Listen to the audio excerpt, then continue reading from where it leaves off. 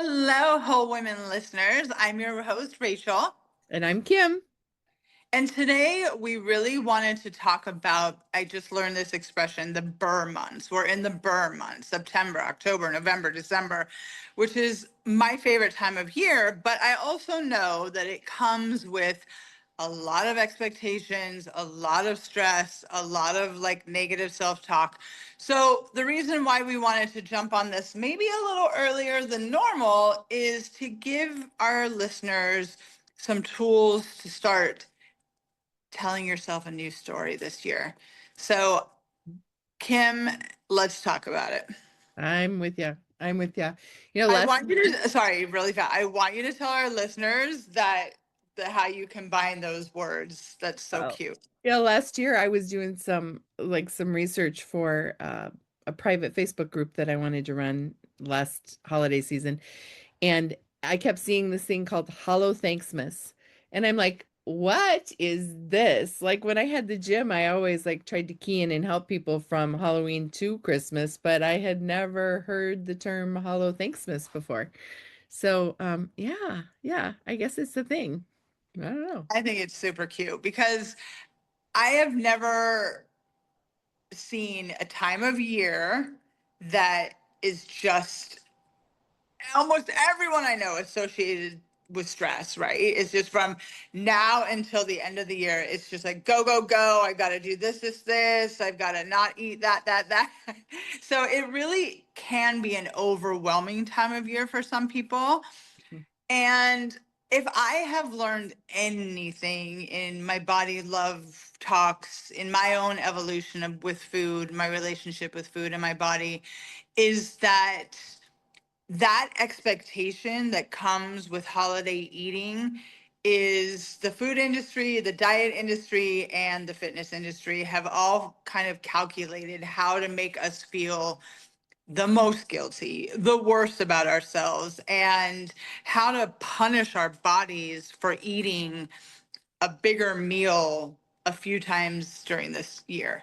And my thing is, when I talk about it, I always say, one meal at Thanksgiving overeating or one meal at Christmas time is not going to make you fat. And I'm sure with you having a gym, you have seen countless times that rush of people coming in the day before Thanksgiving and working out for 5 hours before Thanksgiving dinner or the day after, just punishing themselves for what they were going to eat that night or what they did eat that night. So, talk about that a little bit. Oh, Thanksgiving Day was, I mean, like I had a small boutique gym and we kickboxed, right? I mean, that's what we did. And we kickboxed on Tuesday, Thursday, Saturday. So every Thursday, or not every Thursday, every Thanksgiving, right? Because it lands on a Thursday. I, I taught class on Thanksgiving Day for 7 years. Mhm. And my 5 a.m. class on Thanksgiving Day was by far the busiest class of the entire year. And it was all, for some people, I can't say all people, but for some people it's just a routine. They want to work out, 6, 7 days a week. Fine. This was people earning the right to indulge. And Mhm. yeah, I mean, like, and I would roll out a doozy that day, trying to help them burn as many calories as I could. But yeah, it's kind of crazy, isn't it? What people will do to earn the right to celebrate. Absolutely. And I think that if we start talking about it now, here in September, before we even approach fall, how can you have a healthy relationship with these big family dinners? Because I did a podcast with these two girls last year, and the topic was guilt of holiday eating. And it just resonated to me, especially when they were kind of sharing some of the things they think about, that it is more commonplace. And if we can get this conversation going, get it out in the open, and say the things that you're thinking, know that you're not alone. We have all thought these things for however many decades we've been celebrating Thanksgiving, Christmas, and whatever else we celebrate. So let's start by, when I was in the throes of my eating disorder, because that's what we all experience, I'm going to say some of the things I used to think, okay? Okay. Okay. I'm ready. Okay. If I eat that Thanksgiving dinner, I am going to wake up 30 pounds heavier. Mm, Or if I can figure out how to skip Thanksgiving dinner and only come for, then I won't be eating all those calories. Or if I go somewhere else that my family is not for Christmas dinner, then I don't have to worry about eating that dinner. And my favorite was, well, let me have a salad before I go to dinner so I am not that hungry. mm, mm. What were some of the things that you used to tell yourself? I didn't, I just tried to cheat the meal. I mean, like mine were yours, and I'm gonna go and I'm gonna enjoy, but I ruined everything by trying to make it healthy. Mm, So, like one year I refused to put butter on the turkey. I mean, like, so I didn't get this beautiful golden brown skin. Um and another year I like swapped out half of the potatoes for cauliflower, which is fine sometimes. Like, I mean, it's still a side dish that I like today, but it's not Thanksgiving, and the cauliflower and the gravy don't groove. And I like I just cheated everything, right? I tried to mhm, healthy everything. mm, And and yeah, it sucked. I made meals that sucked because I refused to use fat and salt and traditional recipes. Like I came up, well, I've discovered a couple of absolutely fabulous recipes that I do now every year because I was trying to do it right. Like I yeah. make cream of mushroom soup from scratch. That's Oh, amazing, and it's the best green bean casserole you're ever going to have in your whole life because it's just so good. But so I stumbled into that trying to like do something good for my family. But boy, let me tell you, they enjoy Thanksgiving and Christmas meals more now than they ever did when I was trying to get healthy. right. I Yeah. think that's such a valuable thing to say, because I've also realized I don't love a lot of Thanksgiving sides. I mean, turkey is fine, mashed potatoes are fine, but green bean casserole, the candied yams, like all those things I never really enjoyed.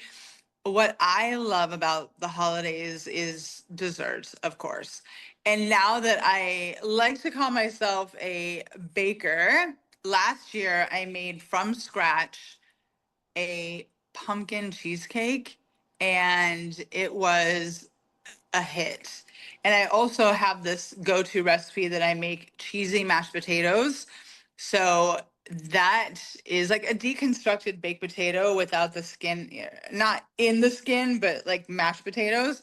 And those just go like that too. They're just so decadent and yummy, and lots of butter, real bacon, lots of cheese, and lots of potatoes. They're so good. But to your point, allowing yourself to make a dish that has all those things in it, but it's homemade, Mhm. right? I Mhm. think that's the point that some of us miss, is that when you make something that's highly caloric, highly fat, but it's homemade, you're still using whole ingredients. And Mhm. your body couldn't be happier when you feed it like that.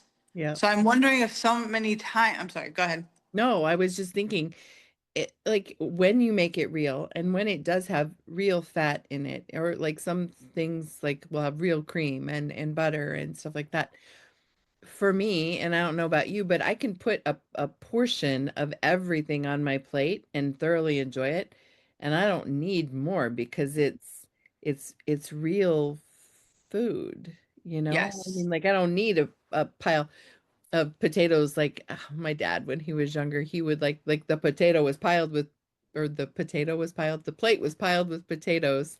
You'd make a big well and pour the gravy, and I swear to God, I had to like peel 3 pounds of potatoes just for him. Right. I don't eat like that, but I'm eating real things and a portion that satisfies me. And if I want more, I go get more, you know? Do you think that it's ingrained in people that they kind of go into this holiday season with the expectation that they have to overeat? Do you think that's some of the culture? I think we spend so much time depriving ourselves of delicious food and real Hmm. food. But Hmm. when we hit these holidays, it's like party, you know? And so I think it is ingrained that, oh, better wear my stretchy pants, and I don't think it has to be, well, it's not that way in my house anymore because we eat delicious food all the time. And so Yeah. Thanksgiving's just another day with maybe a couple extra sides and a dessert, because I don't have dessert every day. Um, Why? yeah, well, just I don't think about it. I mean, yeah. Yeah, Just kidding. I just think that this is really a conversation more about the healthier your relationship with food is all year long, every day for the rest of your life. I think these times of the year get less intense, they get less frustrating, they get less overwhelming. And I will say that I think my point I was trying to make back then was now that I have healed my relationship with food, I don't feel that negative connotation to it anymore. It's just like you said, it's another day with delicious food, maybe a few more things to choose from. yeah, And I also have taught myself in this healing journey is that just because something is put in front of me, it's okay to be honest and say, you know what, I really don't like sweet potatoes, but thank you. yeah, And just not eat it. I don't force myself to eat anything because I feel like I have to, right. which is nice. Yeah. Yeah.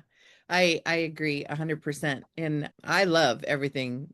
I'm the one in charge of choosing, right, or cooking the meal now. So I don't put things out that I don't like, except for stuffing. I do not like, some people call it dressing, stuffing, whatever it is. I don't like it, right? But I make Really? it, and I make it for my husband and for my parents because they love it. I don't Yeah. like it, so I'm not eating it, but I make it the way they like it.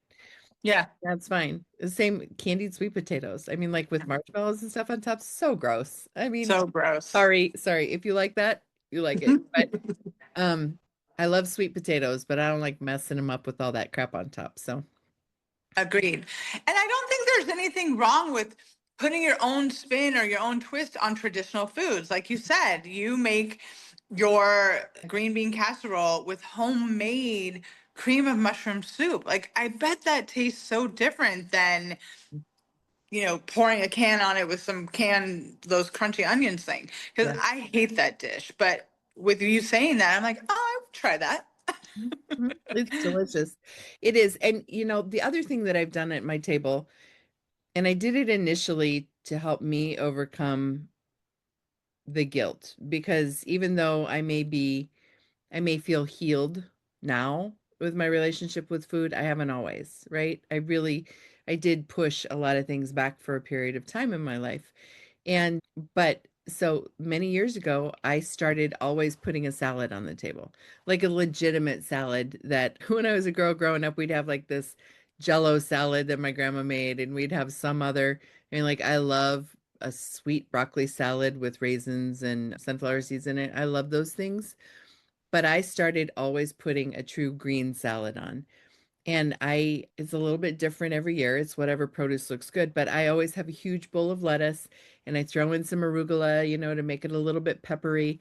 And a lot of times I'll use either diced apples or clementine slices because they're fresh in the United States at that time and they're so delicious, with just some nuts and a light vinaigrette.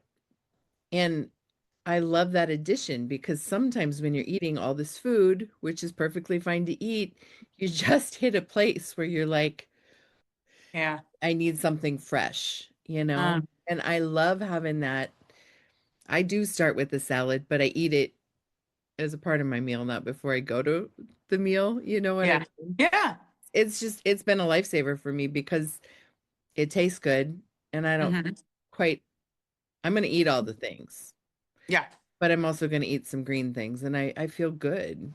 Right. I walk away from the Thanksgiving table without my stretchy pants and I feel okay. Nice.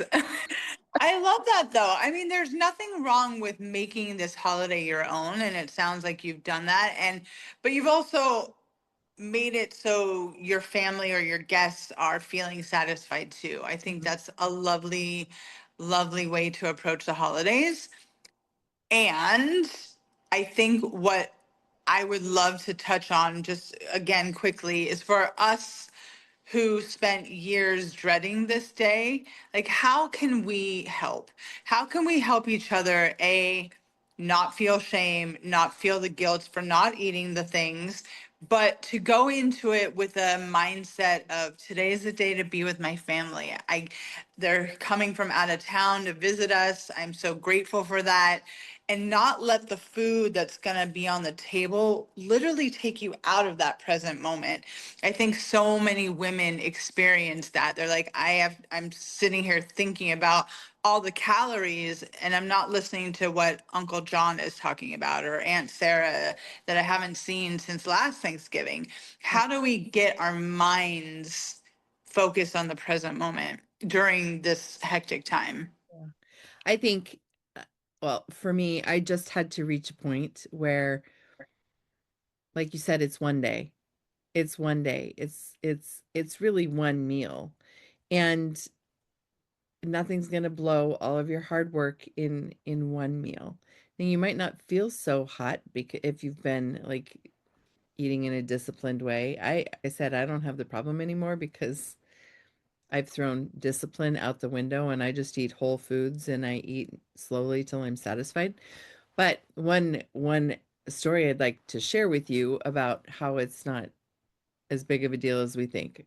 A client of mine, her family was coming for Christmas Day and they love pancakes, right? And she didn't have kids at the time, so she wanted to make these special pancakes for her nieces and nephews, and she was hosting for the first time. And she's like, but the recipe has, a half a cup of sugar in it. How do I replace that? What should I do? I've read, applesauce or this or this or this. I said, do you love the pancakes? Well, yeah, my dad's been making them ever since I was a little girl. Well, I said, how many pancakes does the recipe make? Well, like 20. Well, if you take a half a cup of sugar and you distribute it across 20 pancakes and you eat one or two of those, it's really not even a thing, right? You have to put yourself into a headspace where you realize this is one joy-filled moment in time. And Mhm. I'm gonna enjoy the bite, or I'm gonna enjoy the pancake, or I'm gonna eat two pieces of grandma's custard pie because Mhm. I dream about it the rest of the year long, you know? I Yeah. mean, how about you? How do you get in the right headspace for all of this? Well, Thanksgiving is a little different for me, and it always has been because I don't have children and I don't have brothers and sisters. So when I was married the first time, my family started kind of doing their own Thanksgiving, and I would just do my own Thanksgiving. And that tradition really hasn't changed. Now, every so often, there is a Friendsgiving situation that I go to, and I love those. I think they're so much fun. And being responsible for one or two dishes at the most is so much freeing for me than having to cook a whole dinner.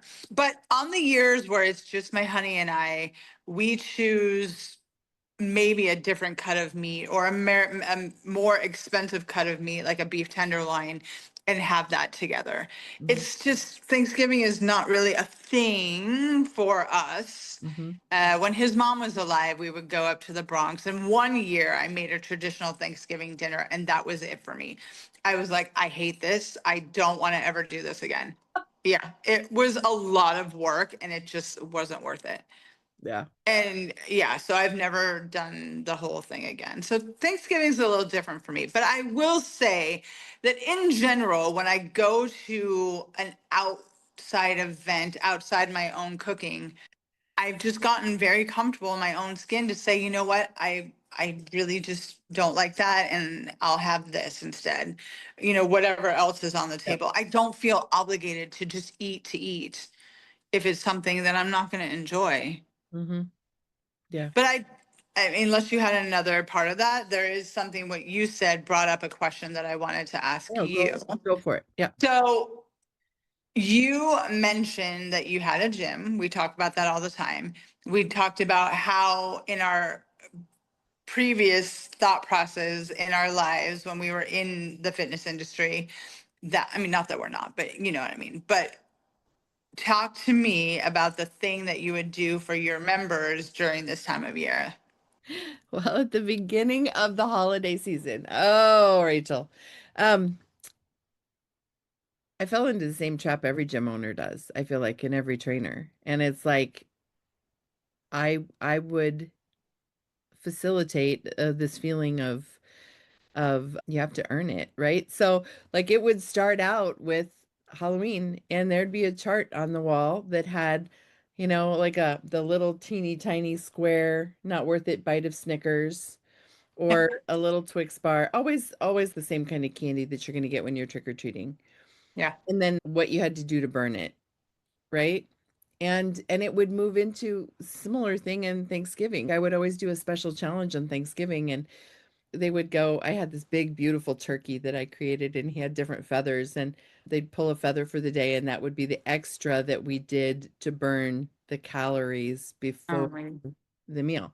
I mean, it's yeah. all done in fun. There's no maliciousness in it, but I think so many gyms and so many weight loss programs, I mean, you're going to see the marketplace flooded right now with books and plans and all this, what to do so you don't gain weight during the holiday season. Right. And you don't have to. I just feel like people should live their lives. You should live your healthy life the way you always live your healthy life. You don't have Mm-hmm. to earn it. You don't have to burn it. You should just if you're in a rhythm of eating whole foods and moving your body and drinking water and sleeping every single day, these holidays are just a day Mm-hmm. to be with people, whoever that is, and to enjoy. It Mm-hmm. just shouldn't be such a big deal. I mean, the day together with people you love, that's a big deal, but that's the big deal, not preparing for the feast. Yeah. Mm-hmm. Did you, I mean, you trained for a long time. Did you have people who got in this headset that they had to work harder during the holidays? Of course, every single one of them. And I mean, you don't know how sick of that conversation I got. And as I evolved in my own thinking, I would just say it's a day. You're not going to get fat after Thanksgiving. Eat the foods that you want to eat and enjoy it. But back in the day, when I was a jazzercise instructor, just like you, I would teach a killer class the day of or the day after and just try to kick their ass beyond. Do you feel that turkey melting off your body? Like say stupid shit like that. And I'm not gonna feel bad about that because that's who I was at the time. Knowing I would never say anything like that or believe that or try to convince other people at this stage in my life that they did something wrong. The one thing I do want to talk about too before we wrap this up is the recovery, right? I mean, because if you eat different than you normally do, if you just go ahead and indulge and you enjoy, and on Thanksgiving Day, the only time you get up from the couch watching football is to go eat leftovers, okay? Or You're going to feel like crud the next day. And so many people I know then they starve themselves or they think, "Oh, I've got to fast," or I'm whatever the case may be. And this is where I really have changed my view because, like I said, earn it or burn it. But if you have these treat days, which is what I would like to call them, don't get on the scale the next day. You don't yeah, care how much you gained because it's not really even gaining, right? yeah, Higher salt, less water, more alcohol, all the things. right. Plus, how do you eat that much food and get it all out of you in 24 hours? You just don't. And so stay off the scale. Drink water. I mean, like, do good things for yourself. Take a walk. Do things to make yourself feel better. Because if Mhm. anytime we do something unique and special and whatever, it has a tendency to maybe impact us the next morning.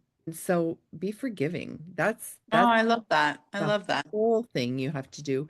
And I like to tell people stay off the scale for a whole week. I don't step on a scale myself anymore, but there are millions of people who are different than we are.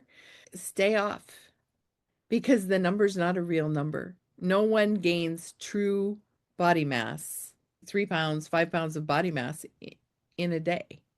It's a bogus number. So just don't do it to yourself. Well, and I don't think this is again a whole nother topic, but I don't think people even understand how much that scale number fluctuates during the day, Oh, every day. mhm. Every day. Oh, I know. And if you don't believe me, step on the scale at least 5 times in one day, especially after a meal, or especially after a poop, or especially after an exercise sesh. And you will see that you're going to get 5 different numbers. Yeah. Oh, especially women when you're on your period. Have fun with that. Oh, I know.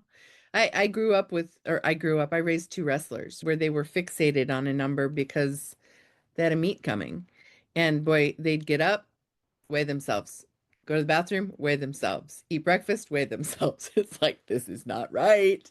But you're exactly right. You could weigh 22 different things over the course of the day. So just love yourself enough to stay off of the scale.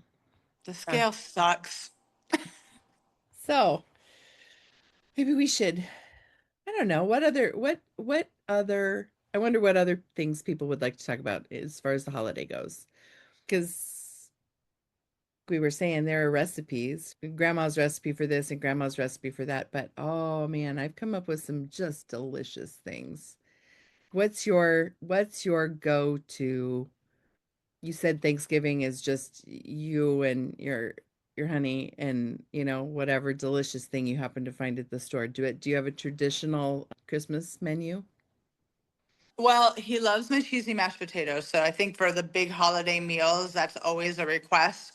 And I like to make a holiday themed dessert. So he loves my dark chocolate peppermint cake that I make. Hmm. And he doesn't really love pumpkin things, but when I made that homemade pumpkin cheesecake, he's like, oh, this is good. Hmm. I think so many people have this idea that pumpkin tasting things are going to be taste like candy corn or something. And it's just like, a hint of cinnamon and spices. And it's not really, oh, if you do it right, it's not overwhelming. Yeah. I'm not a crust lover, so I make pumpkin, like a pumpkin custard, really. It's the Oh, same ingredients that you put in your pumpkin pie, but I just bake it in a dish and I water bath it. So it's like this really luxurious, creamy kind of custard. It's delicious. But my dessert go-to is always an apple cranberry pineapple crisp. And I love it more than life itself, and it's good. It's oatmeal and butter and sugar, brown brown sugar, I'm brown sure. sugar. And I just make this yummy crusty topping, but it's so good. And the fruit, this, I mean, like winter, it doesn't seem like, but apples and pineapple and the cranberries are all winter fruits. And they're so sweet all by themselves. I don't have to sugar the fruit. Right. So I'll make a huge portion and then it's warm with ice cream on the day of, but then it's like the most heavenly breakfast for the next couple of days for Kim with some Yeah. vanilla yogurt on top. Oh, So the you're best. inviting us to Thanksgiving this year? Is that what's happening? Uh-huh. Okay. I'm there. We're We'll going to make it a Iowa for party. Christmas or Thanksgiving. Yeah. I love Yeah. it. Awesome. Well, this I think should be the first of many conversations we have about the holidays. Yeah, because I Food. think we just kind of gave an overview today of like, what people deal with and think about and some challenges. But yeah, as we get closer to the holidays, we can definitely do some more episodes. I think so too. And food is just the beginning because we still haven't talked about dear Aunt Martha who comes and sits at the table and doesn't talk about anything nice. So maybe next time. Oh my God, Aunt Martha, I stop don't have talking one. about people. I know, right? All right, friend. This has All been. right, my lady.